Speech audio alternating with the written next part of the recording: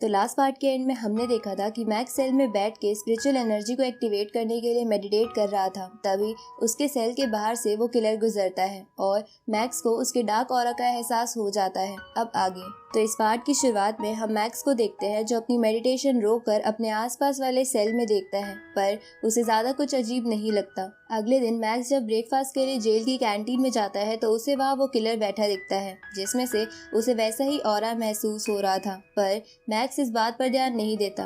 तभी मैक्स के पास उस किलर के चेले आ जाते हैं और उसे धमकाने लगते हैं। ये देखकर मैक्स समझ जाता है कि ये लोग उस किलर के चेले हैं और वो किलर उसे मारना चाहता है। इसलिए मैक्स उन चेलों से एक साथ अटैक करने को बोलता है, जिसके बाद वो लोग मैक्स को पीटने की कोशिश करते हैं, पर मैक्स उन सबको एक एक कर बेहोश कर देता है। ये देखकर वो किलर मैक्स से कहता है कि मैं तो तुम्हें कमजोर समझ रहा था, पर तुम तो एक काबिल लड़के हो। इसके बाद वो किलर चाकू से लगातार मैक्स पर अटैक करने की कोशिश करता है, पर मैक्स उसके हर अटैक से बच जाता है। तभी वो किलर चकमा देकर मैक्स के पीछे आके उसे चाकू मारने की कोशिश करता है, पर मैक्स उसे नीचे गिरा देता है। पर वो किलर फिर से खड़ा होकर मैक्स की ओर चाकू फेंकता है, पर मैक्स अपनी नई स्पिरिचुअल पावर की मदद से उन चाकुओं को अपने से दूर कर देता है। लेकिन अचानक से माइंड पर प्रेशर डालने की वजह से मैक्स के सर में दर्द होने लगता है। तभी वहाँ पर जेल के सभी गार्ड्स आ जाते हैं और मैक्स और किलर को घेर लेते हैं, पर तभी सर दर्द बढ़ने की वजह से मैक्स बेहोश हो जाता है।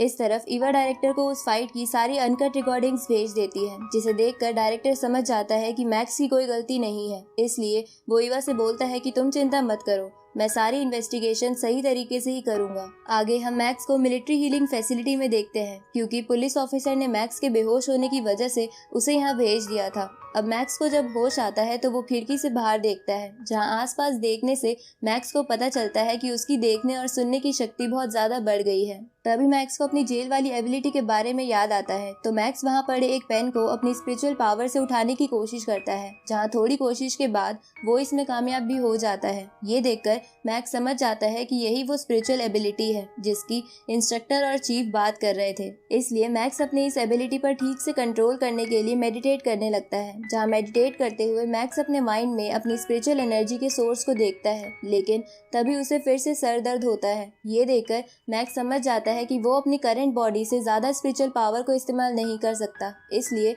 उसे अपनी बॉडी की फिजिकल स्ट्रेंथ को बढ़ाना होगा। आगे मैक्स से डायरेक्टर मिलने आता है और उसे बताता है कि किसी ने उस फाइट की रियल फुटेज हमें भेज दी थी, जिससे हमें पता चल गया है कि तुम्हारी कोई गलती नहीं है, इसलिए तुम यहाँ से जा सकते हो। ये सुन के मैक्स सोचता है कि उसे उस बंदे को थैंक्स बोलना होगा जिसने उसकी मदद की है। तभी डायरेक्टर मैक्स को बताता है कि जिन कैदियों ने तुम पर सेल में हमला करा था उन्हें तुम्हें पीटने के लिए किसी ने ऑर्डर्स दिए थे। ये सुनकर मैक्स उस बंदे के बारे में डायरेक्टर से पूछता है, तो डायरेक्टर मैक्स को उसी बंदे की पिक्चर दिखाता है जो हाउ बाई से मिला था, पर मैक्स को उस बंदे की पिक्चर देखकर समझ नहीं आता कि ये बंदा कौन है और इसने उस पर अटैक क्यों करवाया। तभी डायरेक्टर मैक्स से कहता है कि अगर तुम चाहो तो सिक्योरिटी ब्यूरो में इसकी कंप्लेंट कर सकते हो। ये सुन के मैक्स सब चीजों के लिए डायरेक्टर को थैंक यू बोलता है। इस तरफ हम हाउ बाई को देखते हैं जो उस बंदे पर गुस्सा कर रहा था, क्योंकि वो किलर अपना काम पूरा नहीं कर पाया था। तभी वो बंदा हाउ बाई से कहता है कि तुम्हें ये सब छोड़कर खुद की जान बचाने के बारे में सोचना चाहिए,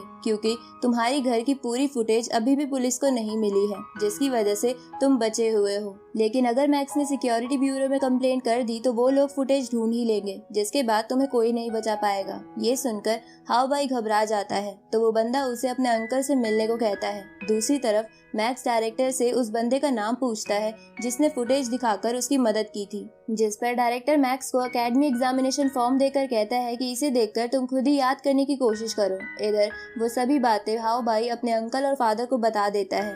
ये सुनकर हाउ बाई का अंकल उसे कहता है कि तुम टेंशन मत लो और बस कुछ दिनों के लिए अपने घर पर ही रहना। तभी हम उस किलर को भी वहाँ देखते हैं जिसे उस अंकल ने जेल से बाहर निकाल लिया था। इसलिए वो अंकल किलर से कहते हैं कि तुम मेरे लिए परेशानी खड़ी मत करना, और अगर पुलिस तुम्हें ढूंढते हुए तुम्हारे पास आ जाए तब भी उनसे हाथापाई मत करना। उसी वक्त हाउ बाई के फादर अंकल से कहते हैं कि ये प्रॉब्लम बहुत बड़ी है, तो क्या तुम इसे संभाल पाओगे। ये सुनकर अंकल हाउ बाई के फादर से कहते हैं कि हाँ, वो इसे मैनेज कर लेंगे, और अगर मैक्स ने कुछ और करने की कोशिश की तो वो उसे भी रास्ते से हटा देंगे। इस तरफ मैक्स को वह एकेडमी फॉर्म देकर समझ आ गया था कि ईवा ने ही उसकी मदद की थी, इसलिए वो रेडार के पास ईवा से मिलता है और उसे इन सब चीजों के लिए थैंक यू बोलता है। ये सुनकर ईवा प्यार से मैक्स की आंखों में देखने लगती है और उसे कहती है कि इसकी कोई जरूरत नहीं है, मुझे विश्वास था कि तुमने कुछ गलत नहीं किया होगा। इसके बाद ईवा मैक्स को सूडो प्रैक्टिशनर एग्जाम पास करने के लिए थैंक यू बोलती है, जिस पर मैक्स ईवा से कहता है कि मैंने अभी सूडो प्रैक्टिशनर एग्जाम पूरी तरीके से कंप्लीट नहीं किया है क्योंकि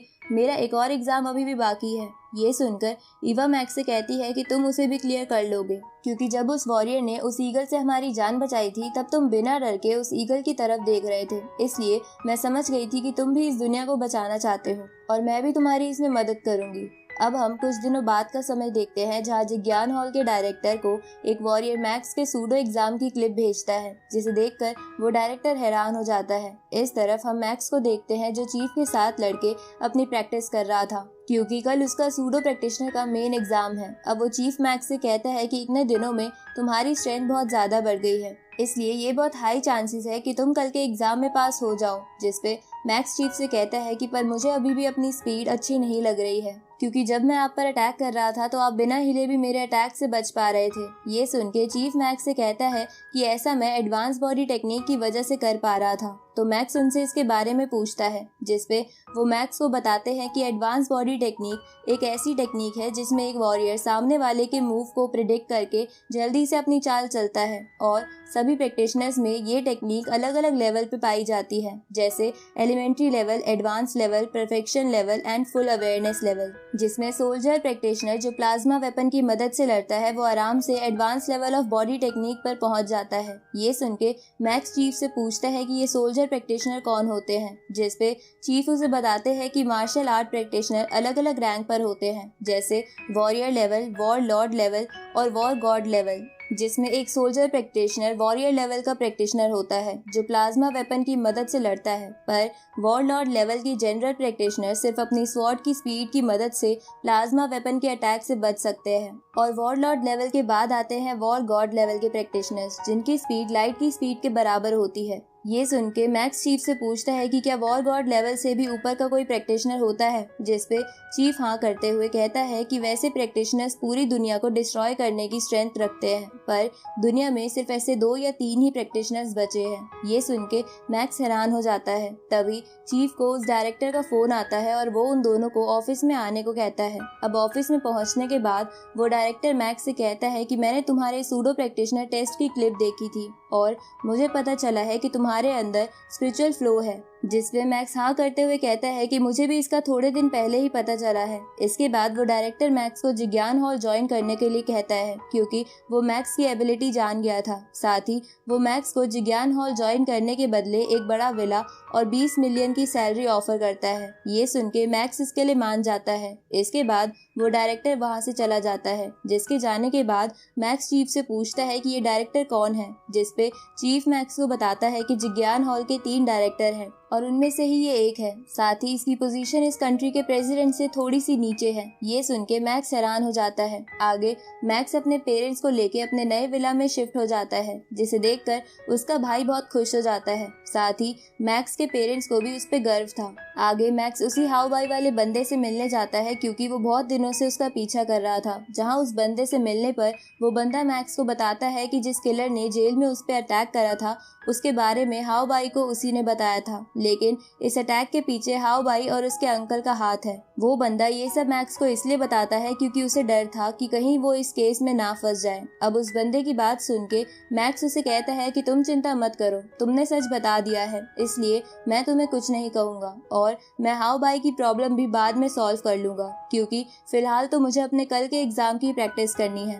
अगले दिन मैक्स एग्जाम के लिए टेस्ट वाली जगह पर आ जाता है, जहां उन सबको हार्ड मेटल से बने आर्मर्स दे दिए जाते हैं। तभी एक बंदा मैक्स के पास आता है और उसे कहता है कि मुझे भी इस एग्जाम से पहले जिज्ञान हॉल ने साइन कर लिया है, पर मुझे पता चला है कि जिज्ञान हॉल ने तुम्हें भी साइन करा है, इसलिए क्यों ना हम दोनों टेस्ट के वक्त एक दूसरे की स्ट्रेंथ चेक करें। पर मैक्स इसके लिए मना कर देता है। ये सुन के वो बंदा गुस्से में वहाँ से चला जाता है। जिसके बाद वो बंदा, जिसका नाम लियांगवू था, जो उसके पिछले मैच में उसके साथ था, मैक्स से कहता है कि अगर तुम्हें साइन करा है तो जरूर तुम्हें कुछ काबिलियत होगी, इसलिए हमें टेस्ट के वक्त अपनी काबिलियत जरूर दिखाना। दूसरी तरफ हम हाउ बाई के अंकल को देखते हैं, जो एक फेक परमिट दिखाकर उसी टेस्ट साइट के अंदर चला जाता है जहां मैक्स का टेस्ट होने वाला था।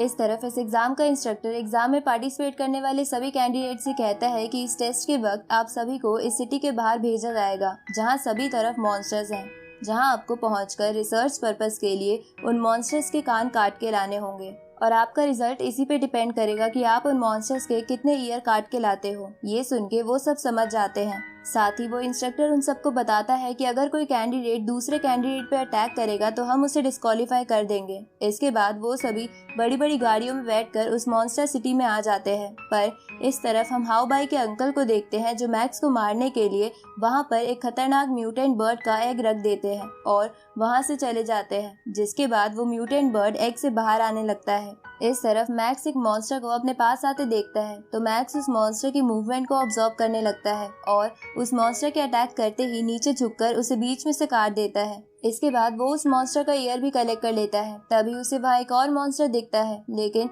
उसी वक्त उस मॉन्स्टर को कोई चीज पकड़कर अपनी ओर खींच लेती है। ये देखकर मैक्स हैरान हो जाता है और उस तरफ जाता है जहाँ उसे पता चलता है कि एक डी क्लास गोल्डन क्रो उस मॉन्स्टर को खा रहा है। इधर उनके एग्जाम को देख रहा वो डायरेक्टर भी शॉक हो जाता है कि इस मॉन्स्टर सिटी में पहले तो आज तक एक डी क्लास मॉन्स्टर नहीं दिखा, पर आज ये कहाँ से आ गया। तभी पिछले मैच का इंस्ट्रक्टर उस टेस्ट को रोकने के लिए कहता है, पर डायरेक्टर इसके लिए मना करवा देता है क्योंकि उसे देखना था कि वो सब ऐसी सिचुएशन को कैसे हैंडल करेंगे। और यहीं पर ये पार्ट खत्म होता है।